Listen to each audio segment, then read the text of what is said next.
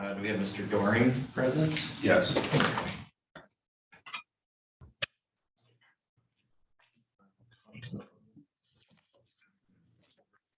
case number 235226. The record should reflect Mr. Doring's presence here in the courtroom today.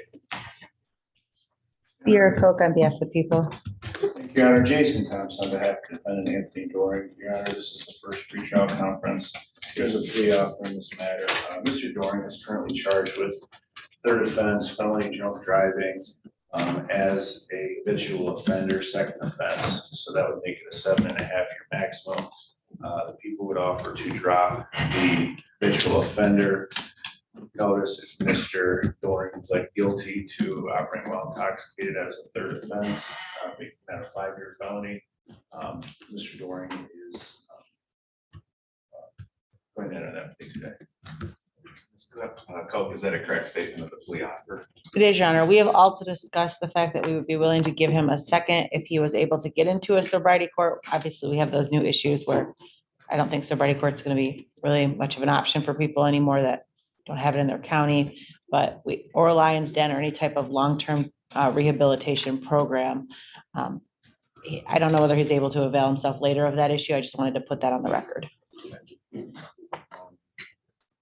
It's my understanding it's not an option right now, and obviously not having a sobriety court is, the first hurdle.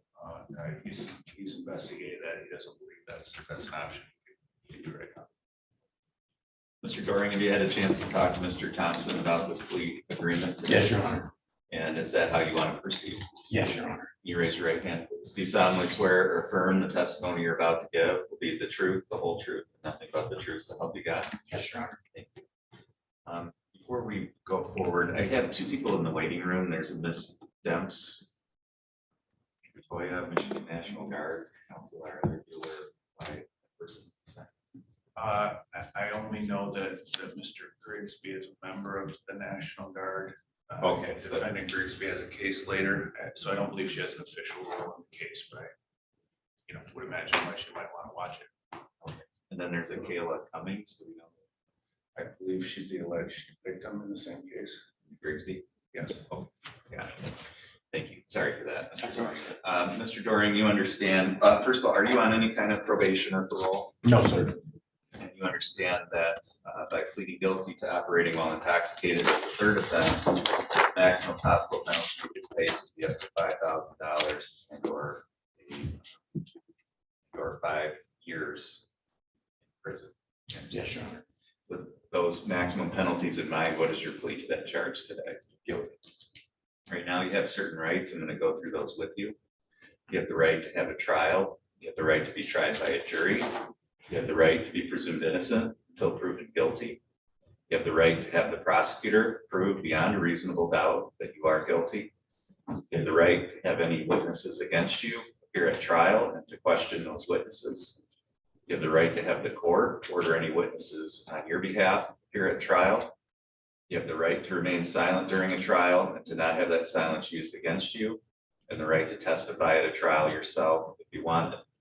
Do you understand all of those rights? Yes, Your Honor.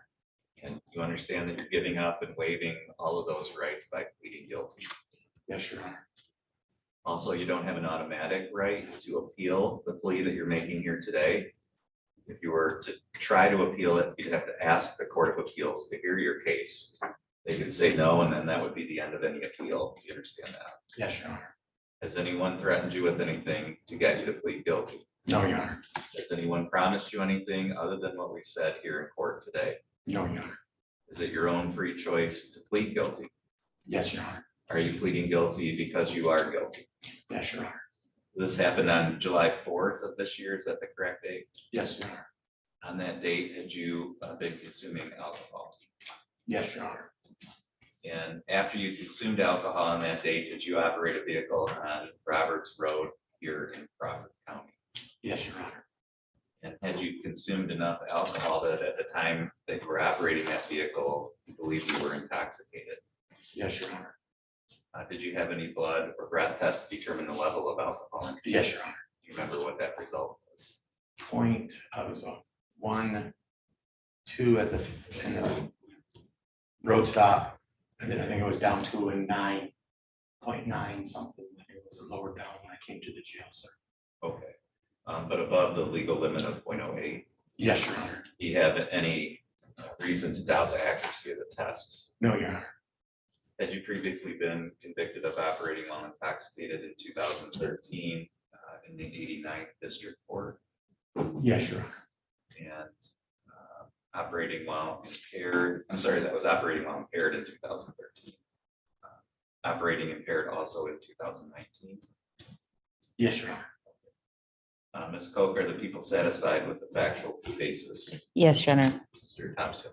I am, Your Honor. The data master result was only 1-1 in this case. Mr. Doring was in substance correct. It was over. Ms. Koch, are the people aware of any threats, promises, or inducements other than what's been placed on record? No, Your Honor. Mr. Thompson? No, Your Honor.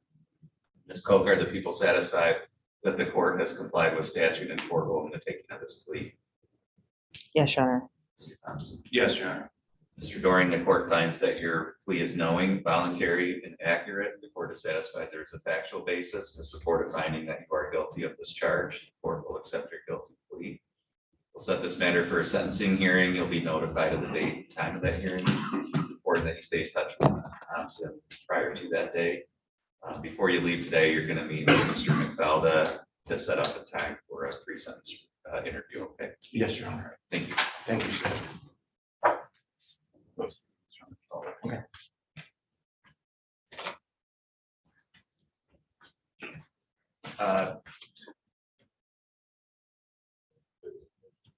Versus Griggsby. Number 235221. Your Koch on behalf of the people. Thank you, Your Honor. Jason Thompson on behalf of the defendant, Brett Griggsby. The record should reflect Mr. Griggsby's present here in the courtroom today. This is set for a status conference. I believe this is Mr. Grigsby's first appearance before circuit court in this case. Mr. Thompson, can you tell me where this case is at right Your Honor, we had a prelim. It was pretty extensive. This is a, witness-based kind of case.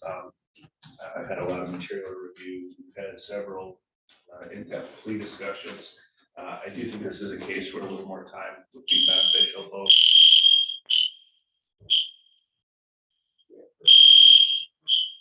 You tell us. I don't know. I've never seen this.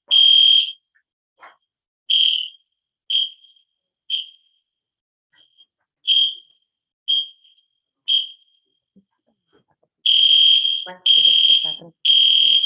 Yeah, when they were downstairs. They hit it.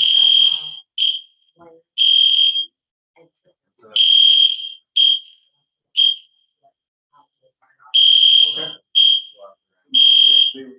Leave the court. Yeah. Courthouse and try to figure out what's going on. Once this is cleared, we'll be back in the court. But right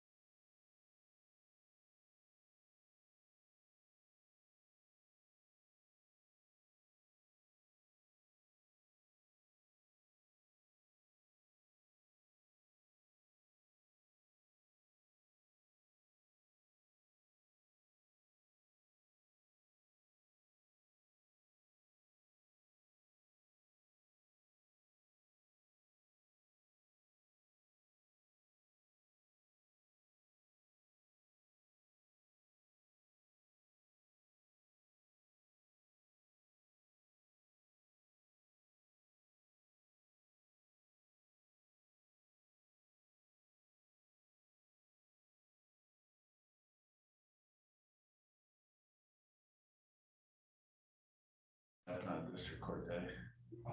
Half those people wouldn't come back.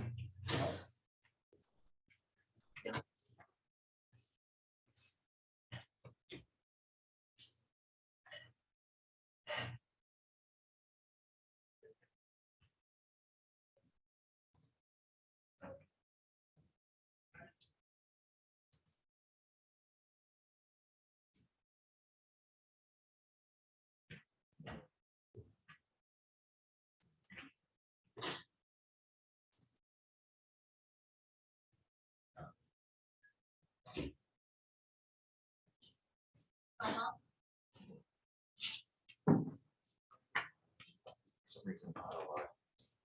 Absolutely no.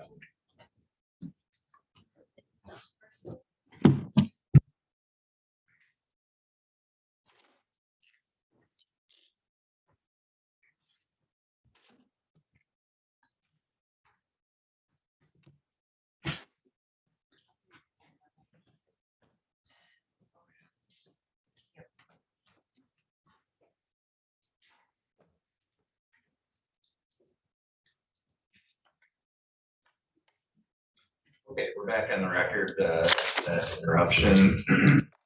Mr. Griggsby's case, and I'm not sure where we ended, Mr. Thompson, but if we can just.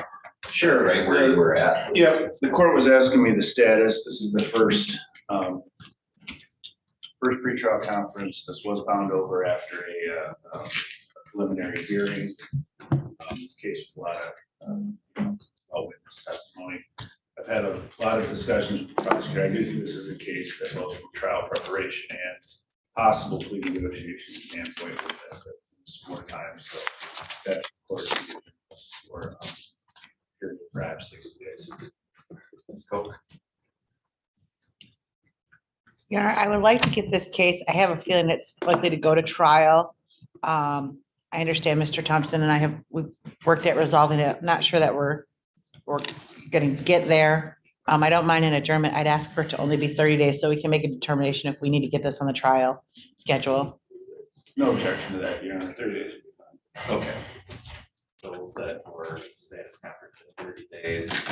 Between now and then, Mr. Griggsby, you just need to stay in touch with Mr. Thompson. Yes, Your Honor. Make sure that you go over any potential plea offers with him, and when we're back here in court, I'll be asking you to have made a decision about whether you want to enter into a plea agreement or proceed to trial, okay? Yes, Your Honor. Ms. Koch, anything further on this file? No. Nothing further, Your Honor. Thank you. Thank you, Mr. Griggsby, that's all for you. Thank you, Your Honor.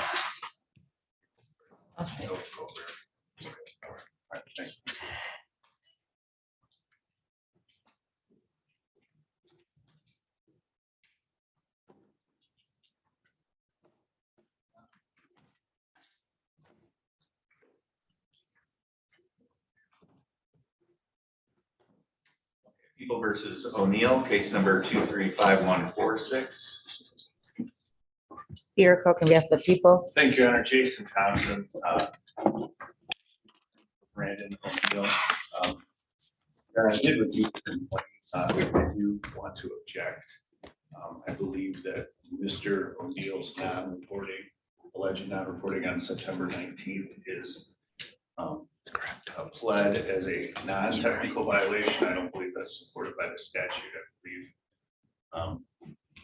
that short of a non-report as a technical violation. And in saying that, if the court did, strike that and change it to a technical violation, I believe Mr. O'Neill would be prepared to speak today. Mr. McDowell. That's correct, Judge. That should be a technical. Count 3 should be moved up to technical status. All right, so the court will order that the current warrant be amended to reflect that all 3 counts alleging violation are technical violations. And so again, Mr. Thompson, you're indicating that Mr. O'Neill will plead to all 3, or is there? Yes, he's prepared to take responsibility. Mr. O'Neill, have you had a chance to talk to Mr. Thompson about this? Yes. Is that how you want to go forward today? Yes, sir. Raise your right hand, please. Do you solemnly swear or affirm the testimony you're about to give will be the truth, the whole truth, and nothing but the truth, so help you God? Yes, sir. And I believe, so this would be a maximum of 3 days, is that correct? 15 from what I believe, Judge. The 15? Yeah. I may be miscalculating that. I'm not sure whether this is his. I believe this is his first offense, Your Honor. Yeah. Well, this is the second violation. He pled to another violation just back in, 7/7. yeah, He admitted July. to all 3 violations.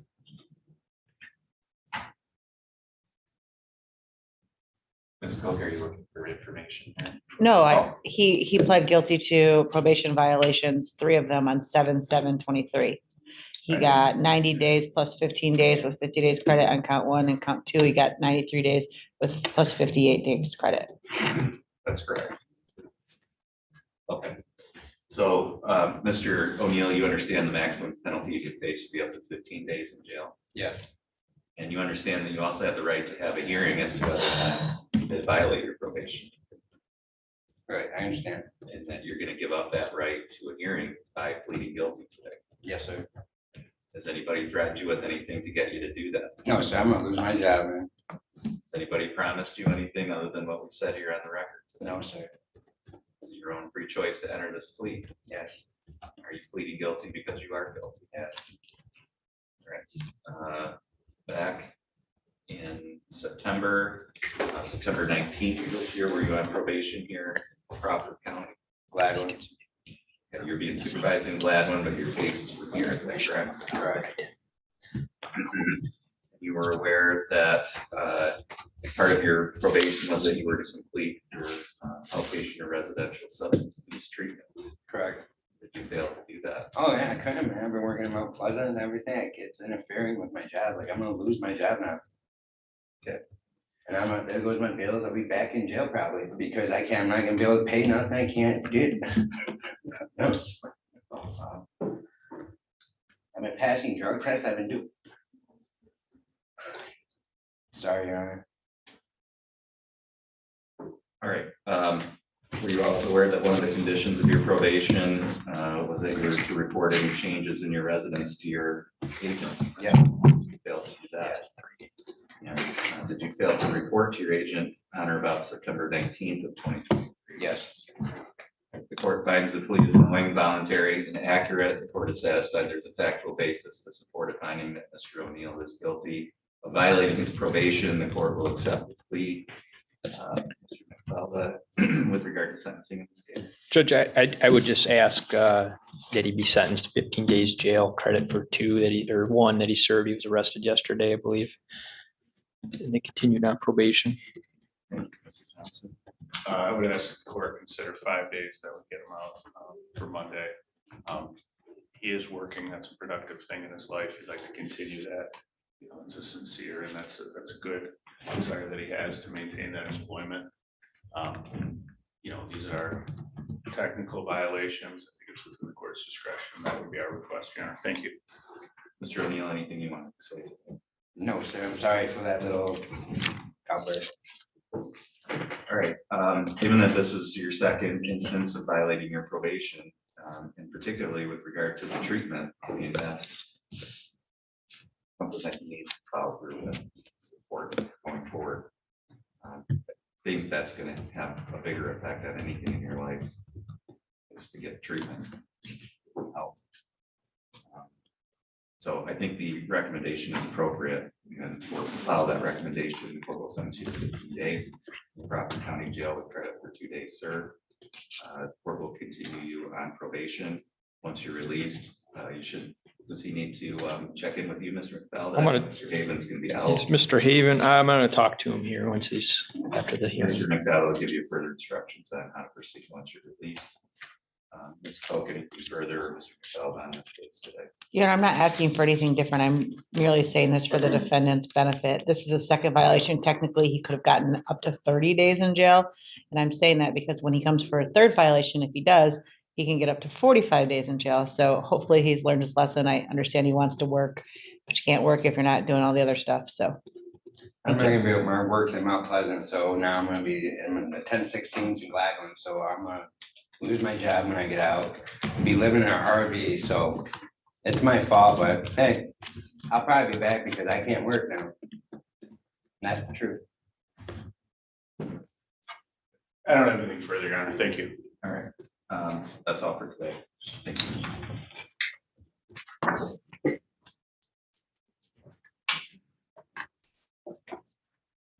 Yeah, Ross. Sir, can you tell me your name, please? Joshua Fowler. Thank you. All right, we're on the record in People versus Fowler. This is case number 235206. The record should reflect Mr. Fowler is present by video from Roscommon County Jail. If I could have counsel put your appearances on. Sierra Coke on behalf of the people. Thank you, Your Honor. Jason Thompson on behalf of defendant Joshua Fowler. Now, the offer in this case, which was made in July, was an attempt RNO and then a use of controlled substance. He failed to appear on 9/8/23. He's been lodged in Roscommon since 9/22. So after that, he got picked up. I don't know what he's lodged on. I just know that he is lodged. I was also here on 9/8, I think. I'm not sure. I was here, I did 10 days a little before that on a driving violation.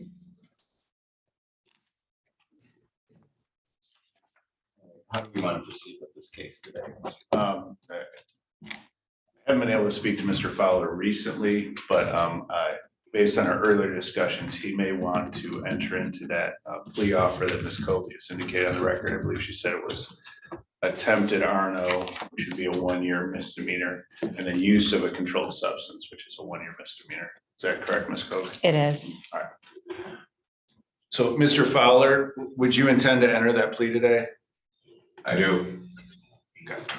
All right, thank you. Mr. Fowler, can you raise your right hand, please? Do you solemnly swear or affirm the testimony you're about to give to be the truth, the whole truth, and nothing but the truth, so help you God? I do. Thank you. Mr. Fowler, you can lower your hand. Did you have an adequate opportunity to speak with Mr. Thompson about this plea agreement? I have. Okay. And you understand that the maximum penalty you could face for use of methamphetamine is up to 1 year? Do. And that the maximum penalty you could face for attempted resisting or obstructing is also up to 1 year. I do. Are you currently on any kind of probation or parole? I am not. Okay. Ms. Coker, Mr. Thompson, are either of you aware of any potential consecutive sentencing sanctions? Not in this file. No, Your Honor. And the use of controlled, or I'm sorry, the use of methamphetamine, PAT code is 333.74042A-A, and the court already said the max is 1 year and or $2,000. Okay. So Mr. Fowler, with those maximum penalties of 1 year on each charge in mind, what is your plea to each of those charges today? Guilty. Right now, you have the right to have a trial. You have the right to be tried by a jury. You have the right to be presumed innocent until proven guilty. You have the right to have the prosecutor prove beyond a reasonable doubt that you are guilty. You have the right to have any witnesses against you appear at trial and question those witnesses. You have the right to have the court order any witnesses on your behalf appear at trial. You have the right to remain silent during a trial and to not have that silence used against you. And the right to testify at a trial yourself if you want it. You understand all those rights? I do. You understand that you're giving up and waiving all of those rights by pleading guilty. Yes, I understand. Has anyone promised you anything other than what we said here in court today to get you to plead guilty? No, sir. Has anyone threatened you with anything to get you to plead guilty? No, sir. Is it your own free choice to enter this plea today? It is. Are you pleading guilty to each of these charges because you are in fact guilty of each of these charges? I am. So the date that I have for this incident is back in June 8th of 2023. Is that the correct time frame? I believe so, yes.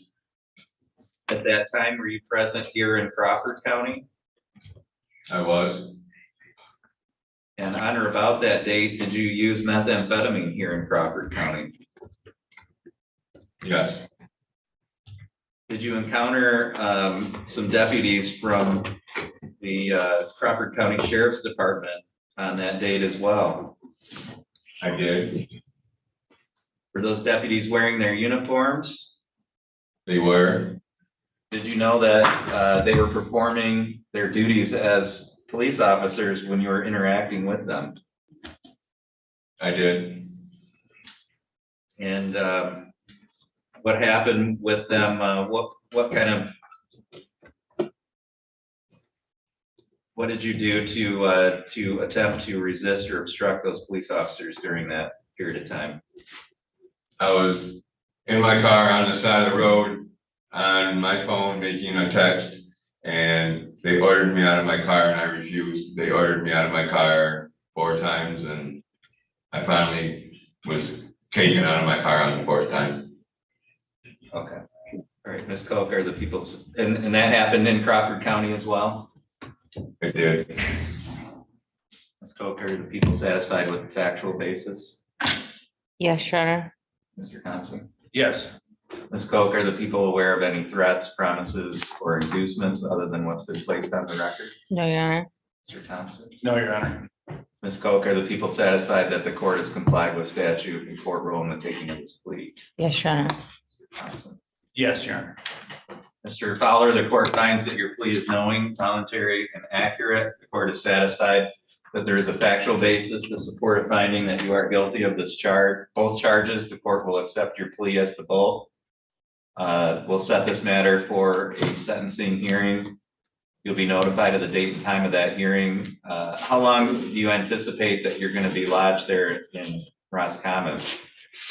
Well, I refused bail, so my next court dates are the 9th and the 16th. And I am here on a felony, so it's gonna be a minute. Okay. You do have the right to have your sentencing hearing in person here in Crawford County. And if you wanted to exercise that right, the court would sign an order to have you transported here for that sentencing hearing. We can also do that by Zoom, but that would require you to waive your right to have that in-person hearing. So do you know how you'd like to proceed in that regard? Zoom is fine. I'd rather stay in the Roscommon County Jail than your jail, no offense. All right. So we'll set this for a video sentencing. And again, you'll be notified of the date and time of that hearing. Ms. Koch, anything further to address? No, thank you. Mr. Thompson? Nothing further, thank you. Okay. Do you have any questions, Mr. Fowler? I heard you say something about consecutive. Is that gonna happen? That is not gonna happen, and that's what I wanted to make sure, because if that was a possibility, I wanted to make sure you knew about that ahead of time. But that is not a possibility. So they will be ran concurrent then, yes. Correct. All right, that's it. Thank you. Okay, that's all for today. The court's gonna disconnect at this time. All right, thank you. Can I ask my lawyer? Go ahead. What's that? Will my lawyer take a phone call from me from the county jail? I have money on my account, so it'll cost nothing for him. Yes. All right, thank you. I'll call you I'll call you on Monday. Okay. All right, thank you. All right, thank you.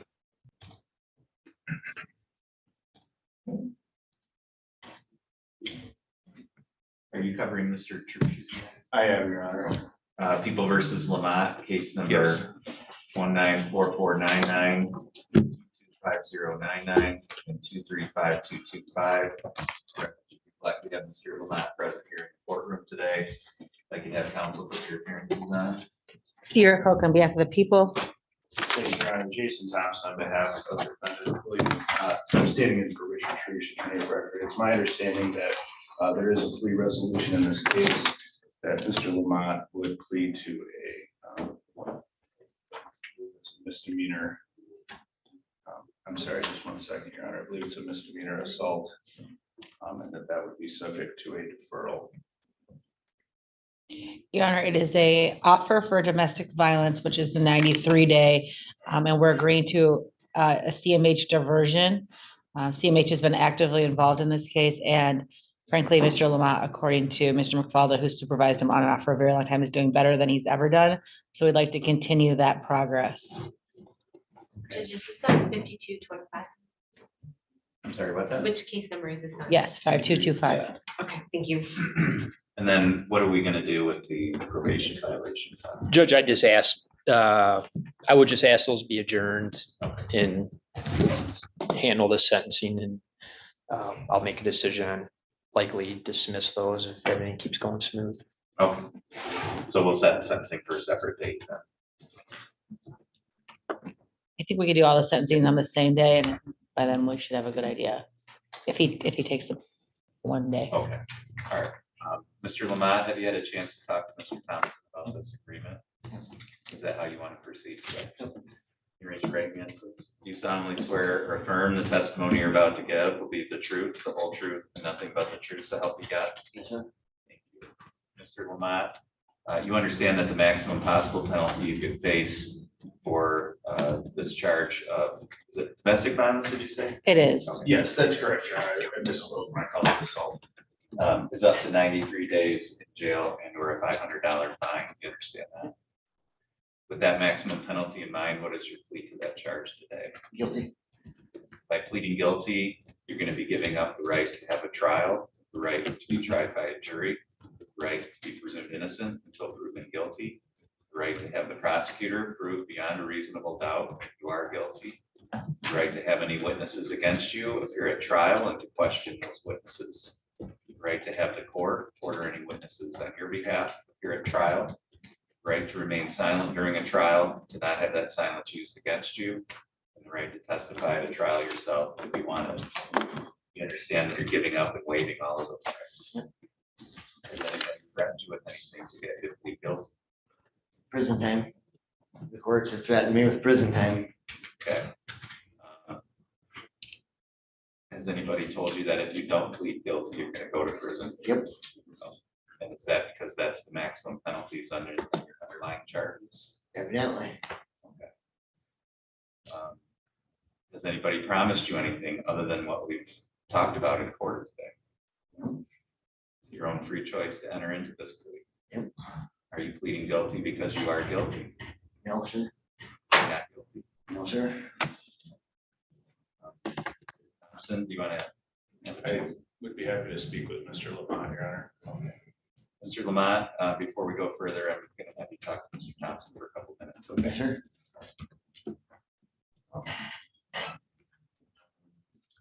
You're on Ray as well. Would you like me to handle Ray or would you like me to take a break at this point? Yeah, let's take Mr. Ray's case. Okay, thank you.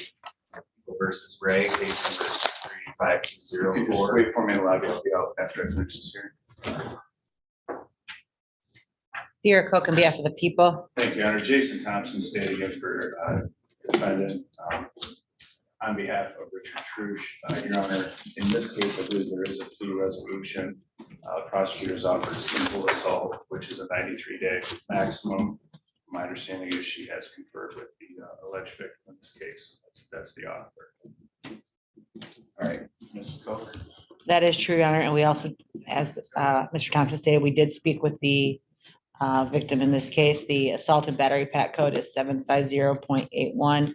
Maximum fine is 93 days and or $500.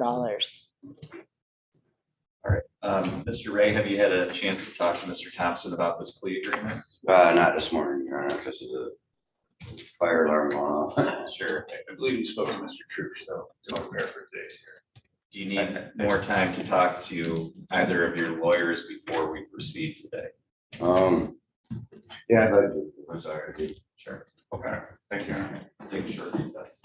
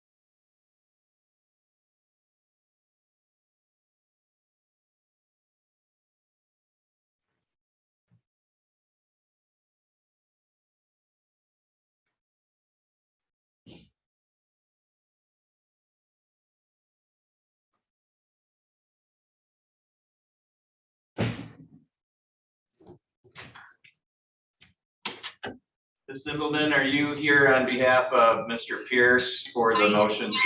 I Okay, am, thank you. thanks. All right, and I'm just looking, I don't see Mr. Pierce in the room there. I know he's been written and obviously they've connected. Have you had any contact with him recently? I have not, no, Your Honor. So we're about 9 minutes past. Oh, looks like somebody's, okay.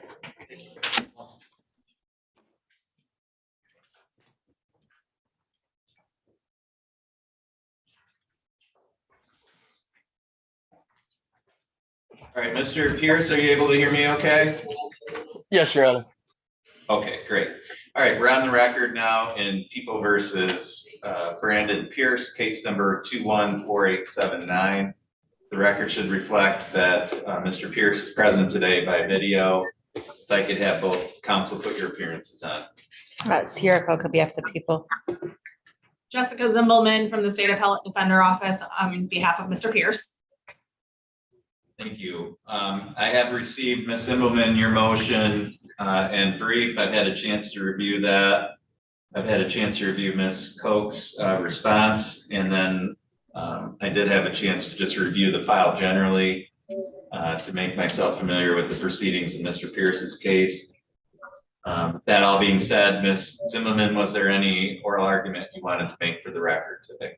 Just briefly, Your Honor, I think it's well summarized in the pleading, but I wanted to just kind of focus this all around. All three issues involve the habitual offender enhancement.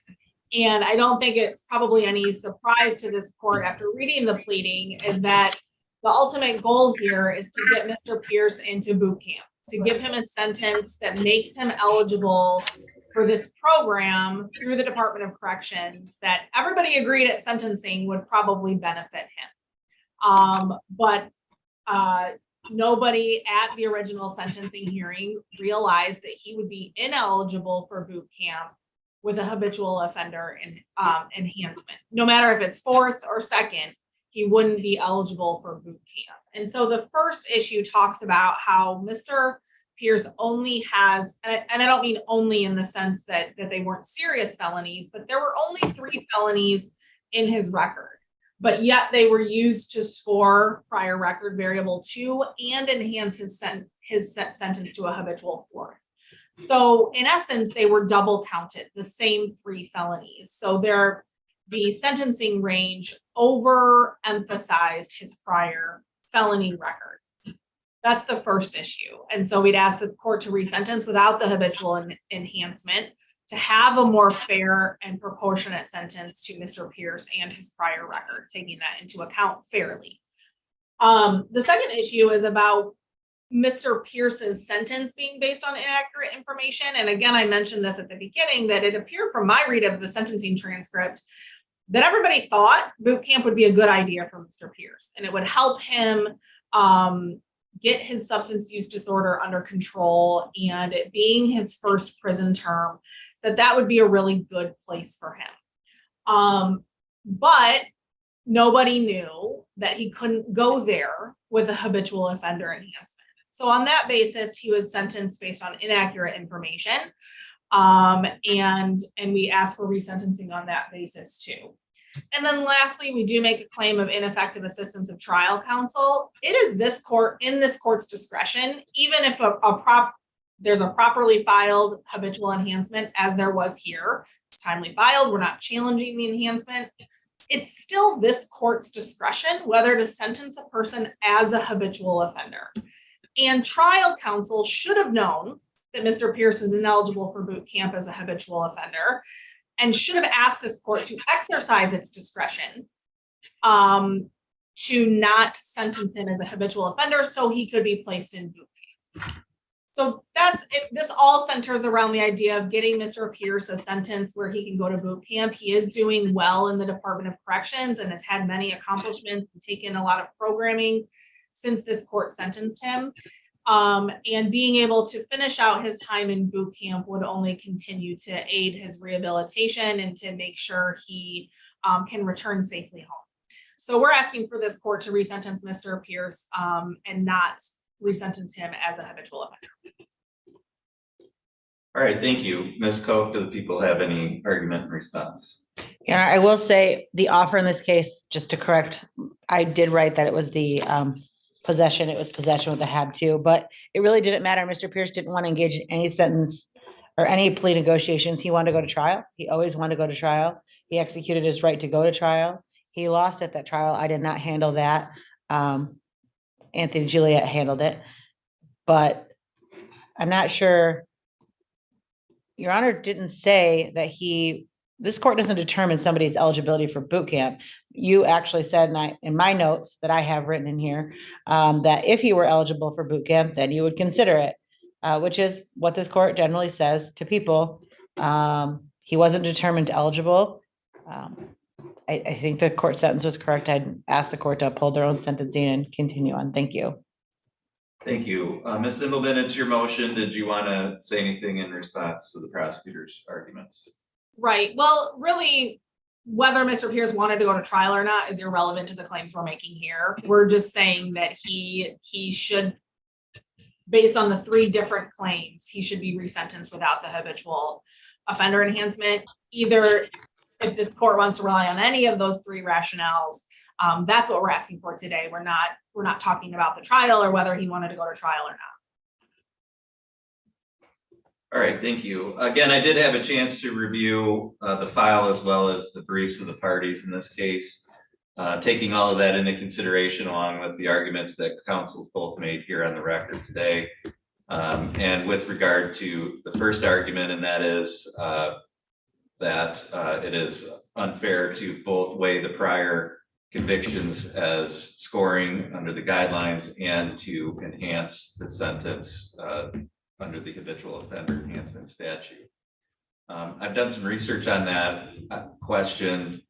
I wasn't able to find any rulings of any court that indicates that it's improper to score prior felony convictions under the prior record variables and to enhance the sentence under the habitual offender enhancement statute.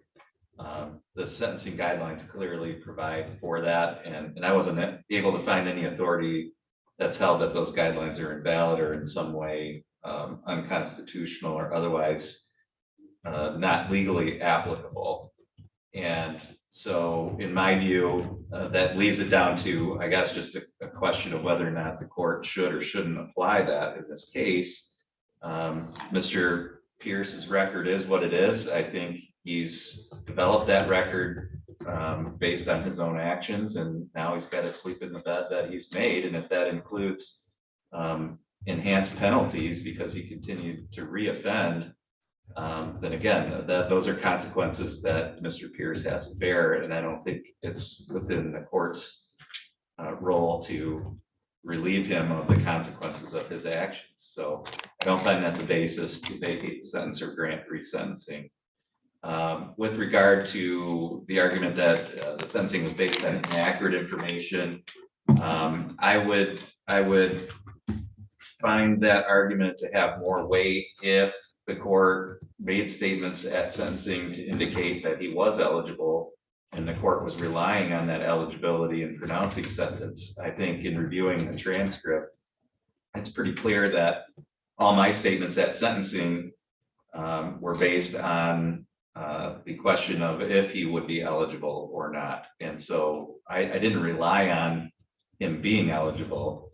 And I think the court made a number of statements which indicate that there was uncertainty about that. And so I don't think the court was going on the assumption that he was going to be eligible or relying on a factual representation from defense counsel, probation and parole, or the prosecutor that he was going to be eligible. So the court doesn't find that it relied on any kind of inaccurate information such that vacating the sentence or resentencing would be appropriate. And then finally, I don't find that there was any ineffectiveness of Mr. Pierce's trial counsel for arguing to the court that it shouldn't apply the habitual offender enhancement because of the lack of eligibility. Again, whether or not Mr. Pierce was eligible for boot camp at the time of sentencing was an open question at that point. And I agree with Ms. Koch. I mean, that is something that's determined by the Department of Corrections. I don't have the discretion to order the Department of Corrections to put somebody into a boot camp program. And the court is notified, and I believe I said this at sentencing, that the court is notified by Department of Corrections when somebody's eligible. The court has an opportunity at that point to object or to not object. But that eligibility determination is made by the Department of Corrections after the person is sentenced. So I don't find that there was any kind of ineffective assistance of trial counsel on that issue, such that resentencing or vacating the sentence would be appropriate. And then just generally, you know, I did think at the time of sentencing that boot camp would be a beneficial program for Mr. Pierce if he was eligible, and I continue to think that, but he's not eligible, and that's the fact of the matter. And you know, I think a lot of things would be helpful to individuals in any particular given case. Whether or not they're able to take advantage of those things is a completely different story.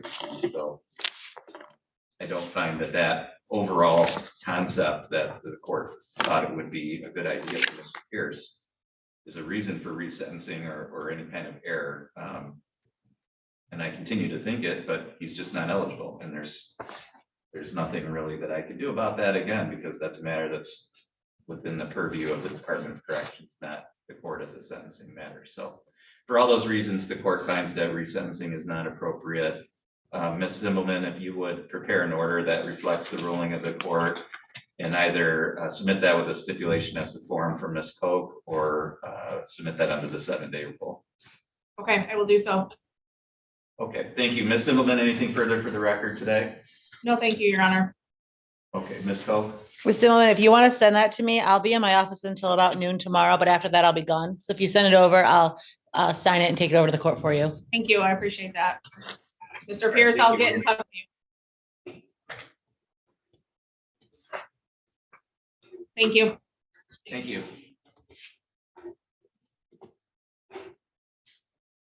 Any other hearings? No, we are done till 1:30. I got DOC and Wayne. That probably was Gorham. We were gonna have that Gorham hearing Oh, and she canceled it, so. all right, so we're done for the morning. We are. Okay, that concludes the court's morning docket.